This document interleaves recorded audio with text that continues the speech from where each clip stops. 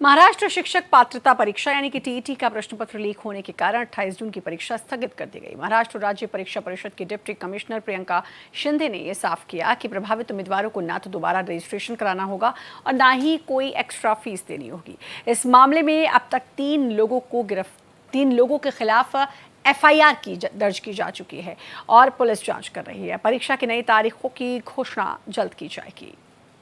28 जून 2026 को यानी कल होने वाली थी। ये जो ठाणे में हुआ है प्रकार, इसकी वजह से हमने पोस्टपोन की है। इस परीक्षा के लिए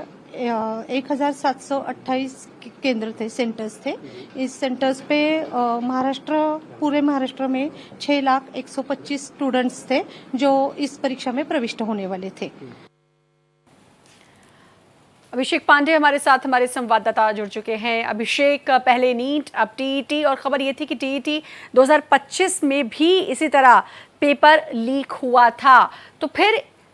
मतलब दोबारा फिर से ये लापरवाही, अगर इसे कहा जाएगा, पहले लीक हो चुका है तो इस बार भी वही लापरवाही भरा रवैया, और आखिरकार ये पेपर लीक हो कहाँ से रहा है? जाहिर है वहीं शिक्षा विभाग में बैठे कुछ लोग होंगे, कुछ तो सांठगांठ होगी, कुछ तो ऐसा जरिया होगा उन लोगों के पास कि वो आसानी से वहां से पेपर निकाल के लीक कर देते हैं।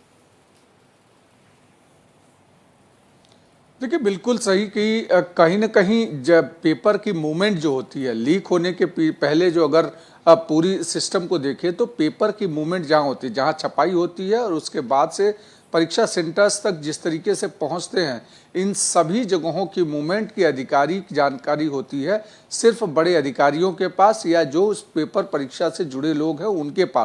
उनके पास से अगर वो पेपर किसी थर्ड पार्टी के पास जाता है, यानी कहीं ना कहीं उस सिस्टम के लोग ही इसमें इन्वॉल्वमेंट हैं, बिना उसके ये लीक नहीं हो सकता। इसके पहले भी नीट का भी जब देखा गया तो नीट में भी देखा गया कि जहां पेपर छपाई होती है, नासिक में जहां पेपर छापा जा रहा था, वहां से वो क्वेश्चन पेपर अलग अलग जगहों पर होते हुए जयपुर तक पहुंचा था। और वही कुछ स्थिति अब इस टीटी की परीक्षा में देखा जा रहा है कि भिवंडी तक एक थर्ड पार्टी के पास अगर ये पहुंचा है तो यानी इसके पीछे कहीं ना कहीं सिस्टम में बैठे लोग जो इसको पहुंचा रहे हैं या जहां से प्रिंट हो रहा है वहां से इसको बाहर निकाला जा रहा है, ताकि लोगों को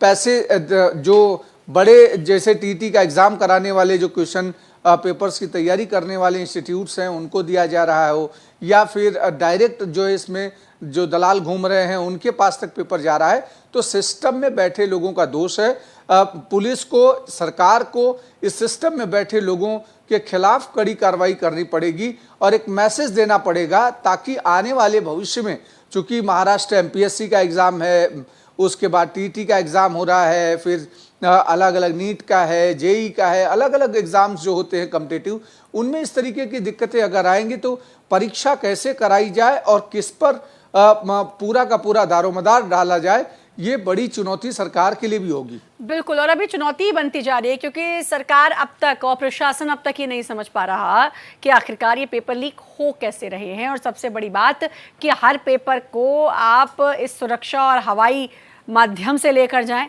ये तो मुमकिन नहीं है। इसलिए ज़मीनी स्तर पर जो हो रहा है और अंदरूनी तौर पर जो हो रहा है उसको समझने की और उस लूप होल को तलाशने की सख्त ज़रूरत है, वरना ऐसे ही छात्रों के भविष्य के साथ खिलवाड़ होता रहेगा, उनकी मेहनत पर पानी फिरता रहेगा। बहुत बहुत शुक्रिया आपका अभिषेक, तमाम जानकारी देने के लिए।